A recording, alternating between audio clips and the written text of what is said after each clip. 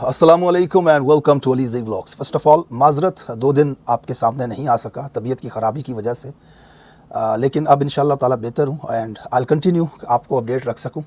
کچھ بڑی اہم اپڈیٹس ہیں، اسپیشلی امریکہ سے ایک ایسی اپوائنٹمنٹ ہوئی ہے جس کے بعد پاکستان کی حکومت اور اسٹیبلشمنٹ کی جو کامپیں ہیں وہ ٹانگنا شروع ہو چکی ہیں. آپ کو تفصیلات اس کی بتاؤں گا. یہ شخص کون ہے، عمران خان کے حوالے سے کیا خیالات رکھتا ہے، اسٹیبلشمنٹ کے حوالے سے اس کی کیا رائے رہی ہے ٹویٹر کے اوپر اور پبلک پلیٹ فارمز کے اوپر. بڑی اہم اپڈیٹس ہیں، یہ آپ نے سننی ہیں. اس کے بعد کیا ہو سکتا ہے پاکستان کے لیے. اور آج بڑی اہم فوٹیجز سوشل میڈیا کے اوپر دیکھنے کو مل رہی ہیں. پورے پاکستان سے قافلے پشاور کی طرف جا رہے ہیں. باغ ناران کے اندر آج قرآن خوانی ہو رہی ہے شہداء کے لیے. پنجاب کے مختلف علاقوں میں فوٹیجز آ رہی ہیں. یہ مناظر جو آج ہمیں سوشل میڈیا پہ نظر آ رہے ہیں، ایسا لگ رہا ہے کہ 26 نومبر کو پاکستان کے اندر کوئی بڑا حادثہ ہوا تھا.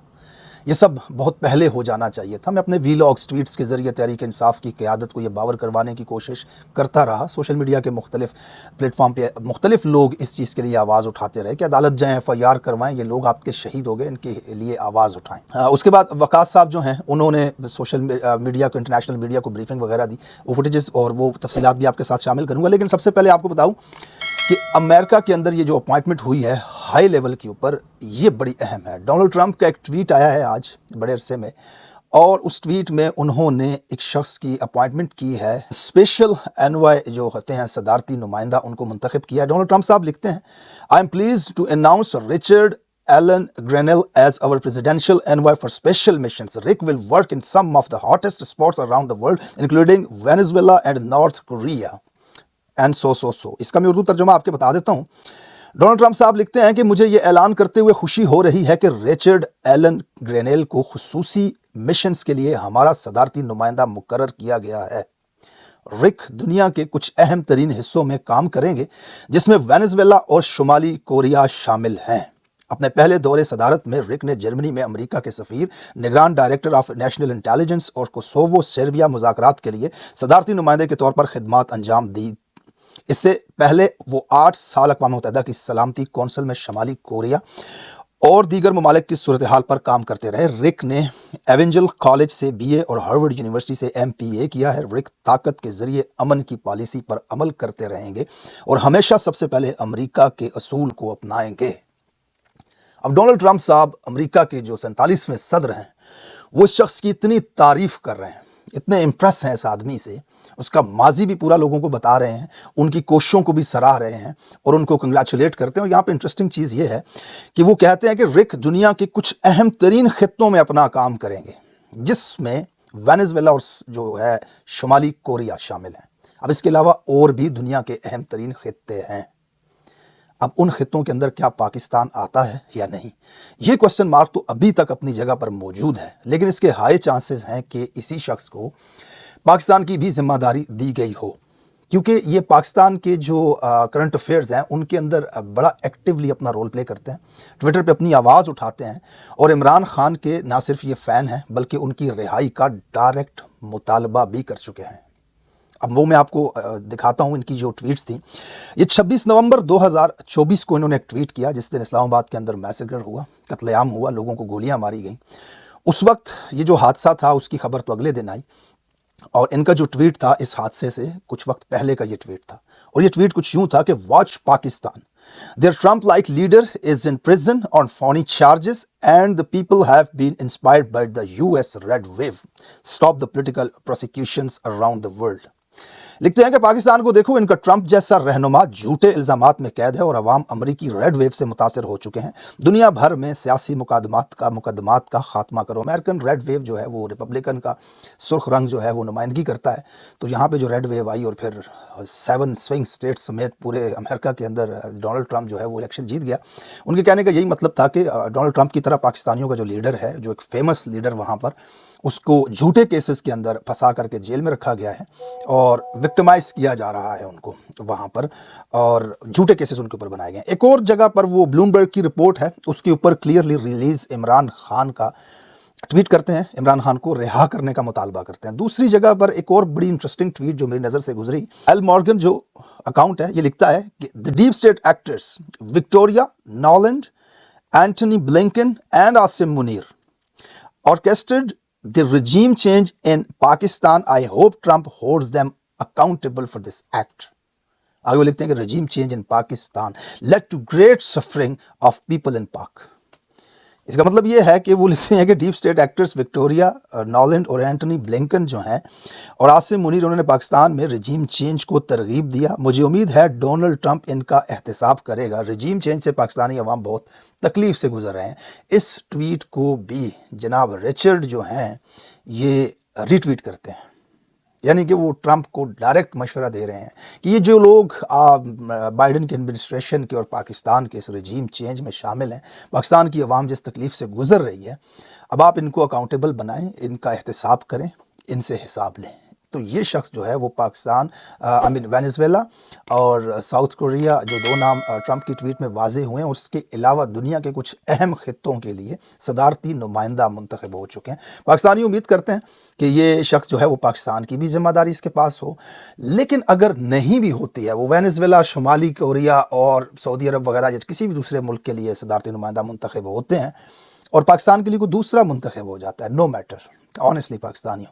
the reason is کہ عمران خان صاحب نے پاکستانی قوم کو اتنا شعور دے دیا ہوا ہے کہ اب لوگوں کو پتہ ہے کہ پاکستان کے داخلی معاملات میں کہاں سے کیا مداخلت ہو رہی ہے.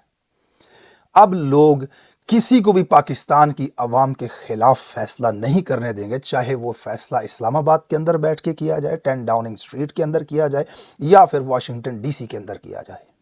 یہ سب سے اہم چیز ہے. یہاں پر عمران خان صاحب نے پاکستانیوں کو وہ شعور دیا، وہ باتیں بتائیں کہ کس طرح واشنگٹن ڈی سی کے اندر بیٹھ کر کے اسلام آباد کے فیصلے کیے جاتے ہیں، اور کس طرح ایک امریکن خط کے اوپر، ایک سائفر کے اوپر پاکستان کا منتخب وزیر اعظم گھر بھیج دیا جاتا ہے. اور اس کے بعد پھر پاکستانیوں نے یہ جاننا شروع کیا کہ امریکہ کے اندر امریکہ کی ڈیپ اسٹیٹ یا امریکہ کی نئی ایڈمنسٹریشن یا بائیڈن ایڈمنسٹریشن کس طرح سے پاکستان کو ڈیل کر رہی ہے. آج پورے پاکستان، نہ صرف پاکستان بلکہ امریکہ کے وی لوگ کر کے پوری امریکن عوام کو بتا رہے ہیں کہ امریکہ کی گورنمنٹ نے کس طرح اس رجیم چینج فاشسٹ حکومت کو بیک کیا. اس وقت آپ دیکھ سکتے ہیں جا کر کے بڑے بڑے وی لوگر جو امریکہ کے ہیں، پولیٹیکل کرنٹ سچویشن کے اوپر بات کرتے ہیں، وہ سب اس کے اوپر بات کریں. The reason is کہ پاکستانی عوام جو کہ کروڑوں کی تعداد میں سوشل میڈیا کے اوپر موجود ہیں، وہ امریکن آفیشلز کو ٹیگ کر کر کے لکھتی ہے اور اپنا مسئلہ بتاتی ہے، اور ان کا کوئی بھی ایسا فیصلہ جو پاکستان کے حق میں نہ ہو یا پاکستان کی فاشسٹ رجیم کو سپورٹ کر رہا ہو یا پاکستان کی عوام کے خلاف ہو، لوگ اس کے ساتھ کھڑے نہیں ہوتے. لوگوں کو فوری طور پر پتہ چل جاتا ہے. جو پہلے سین ہوتا تھا پاکستان کے اندر، وہ اب انفارچونیٹلی نہیں ہے، کیونکہ لوگوں کو پتہ ہی نہیں تھا. وہ بند کمروں کے اندر فیصلے ہوتے تھے، واشنگٹن سے کال جاتی تھی، وہ جنرل صاحب کر لیتے تھے جو ان کی مرضی ہوتی تھی. عوام بیچاری غلام. سب سے زیادہ آسان ہوتا ہے ان لوگوں کو بنانا جو لوگ لا علم ہوں، جو لوگ جاہلیت کی زندگی گزار رہے ہوں، جو لوگ اویئر ہوں، جن کو حقائق کا پتہ ہو. انہیں غلام بنانا آسان نہیں ہوتا.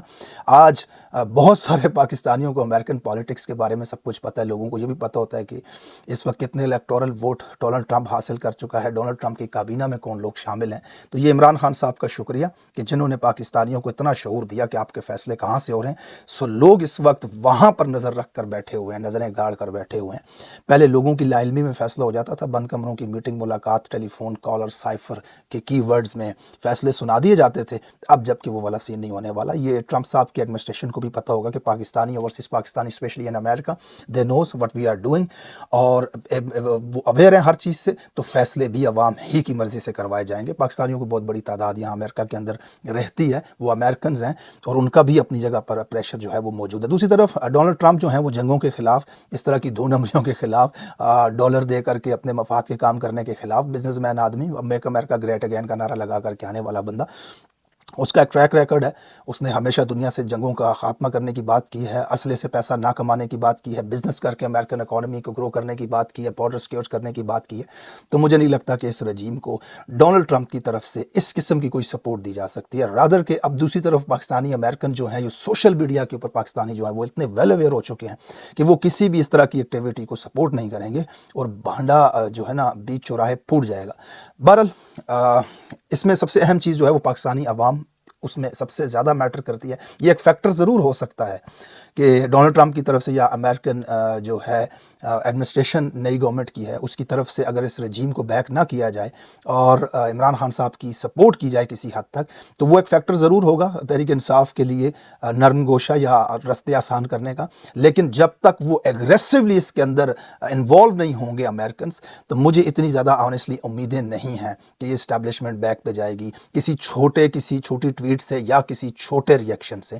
اگر یہ ایگریسولی یہاں سے امریکہ سے کوئی ایسا بیان نہ آئے, یا پھر جیسے کہتے ہیں نا ڈائریکٹلی جو بش کے دور میں انوالومنٹ ہوئی تھی افغان میٹرز کے اندر اور پاکستان کے اندر, وہ اس طرح کا تھریٹ تھا کہ یا تو کھڑے ہو جاؤ یا پھر پتھر کے دور میں پہنچا دیے جاؤ گے, تو اس میں پھر کھڑا ہونا مشکل ہوتا ہے. باقی بینگ ویری آنیسٹ, میں اپنے پرسنل ویوز آپ کو بتا رہا ہوں, آپ اس کے ساتھ ڈینائی کر سکتے ہیں.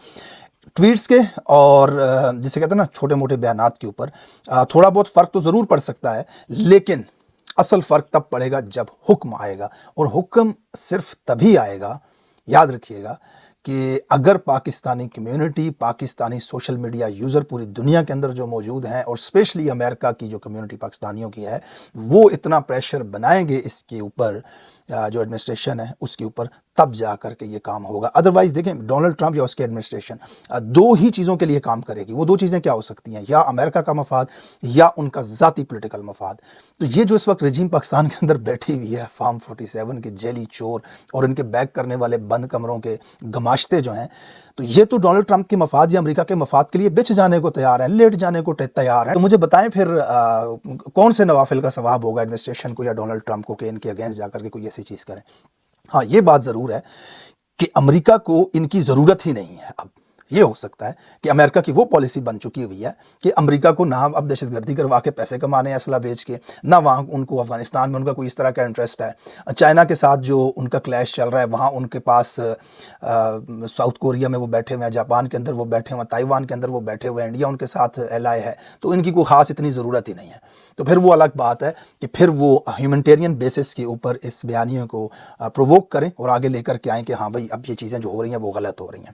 ادروائز یہ آپ کی ذمہ داری, یہ پاکستانیوں کی ذمہ داری ہے کہ آپ نے اس کے اوپر بھرپور طریقے سے آواز اٹھانی ہے, اور اس طرح کی چیزیں جو ہیں وہ تو ہوتی ہی رہیں گی. اگر یہ بندہ جو ہے یہ پاکستان کی ذمہ داری بھی اس کو دی گئی ہے, تو یہ ویل اویئر ہے پاکستان کے اندر کیا ہو رہا ہے, اور یہ اس کے اوپر اپنی کیمپین کو مزید آگے لے کر کے جائے گا, کیونکہ اب اس کے پاس اختیارات بھی آ چکے ہیں. ویل دیکھتے ہیں کیا پاکستان اس کے اندر ہے یا نہیں. میں نے اس کو ڈائریکٹلی میسج کیا, ٹویٹر کے اوپر, انسٹاگرام کے اوپر بھی کانٹیکٹ کیا, ان کے جو ساتھ اٹیچ لوگ ہیں ان کے ساتھ بھی میں نے رابطہ کرنے کی کوشش کی. دیکھتے ہیں اگر ان کی طرف سے جواب آتا ہے تو آپ کے ساتھ ضرور شامل کروں گا انشاءاللہ تعالی. دوسری طرف وقاص صاحب جو ہیں سیکرٹری اطلاعات ہیں تحریک انصاف کے, انہوں نے ایک بڑا اچھا اسٹیپ کیا. وہ انٹرنیشنل میڈیا کو انہوں نے بریف کیا, ایک کمرے میں اس کی ویڈیو بھی آئی, اسکرین پروجیکٹر لگا کر کے انہوں نے تمام تفصیلات بتائیں انٹرنیشنل میڈیا کو کس طرح میسیکر ہوا, گولیاں چلائیں گی پاکستانیوں کے اوپر. تو یہ چیز اچھی تھی, یہ بہت پہلے ہو جانی چاہیے تھی, لیکن اب ہو رہی ہے تو تب بھی خوشائند ہے. ایک کیس بھی کر دیا گیا ہوا ہے ان کے اوپر, وزیر اعظم صاحب اور محسن نقوی اور آئی جی کے اوپر, کہ بھائی انہوں نے قتل عام کیا, اس کی سنوائی کی گئی, اس کی تاریخ آگے دے دی گئی ہے. دیکھتے ہیں اس کے اندر کیا اپڈیٹ آتی ہیں. بہرحال وہ ایک بہت اچھی اپڈیٹ ہے کہ آج اگر یہ طاقت میں ہیں تو اس سے بچ بچاؤ کر سکتے ہیں, لیکن کل یہ طاقت میں نہیں رہیں گے تو وہ کیس ان کے گلے کے اندر پھندا ڈال سکتا ہے. اوبویسلی اگر اس کے اوپر شفاف تحقیقات کی جائیں اور یہ گلٹی پائے جائیں تو ان کے ساتھ وہ کام ہو سکتا ہے. دوسری طرف تحریک انصاف کی قرآن خوانیوں کی فوٹیجز, قافلوں کی فوٹیجز, یہ بڑی زبردست چیز ہو رہی ہے اس وقت. پورے پاکستان دنیا کو ایک میسج جا رہا ہے کہ اسلام آباد میں 26 نومبر کی رات کو اصل میں ہوا کیا تھا, شہیدوں کی تصویریں لگا کر کے. یہ چیزیں بہت پہلے کر لینی چاہیے تھیں, لیکن اب ہو رہی ہیں, تب بھی بہت اچھی. تھینک یو سو مچ. اگلے ویلاگ میں انشاءاللہ, ویلاگ کافی لمبا ہو گیا, اپنا بہت سارا خیال رکھیے گا. انشاءاللہ ملتا ہوں اپنے دوسرے ویلاگ میں. اللہ حافظ, فی امان اللہ.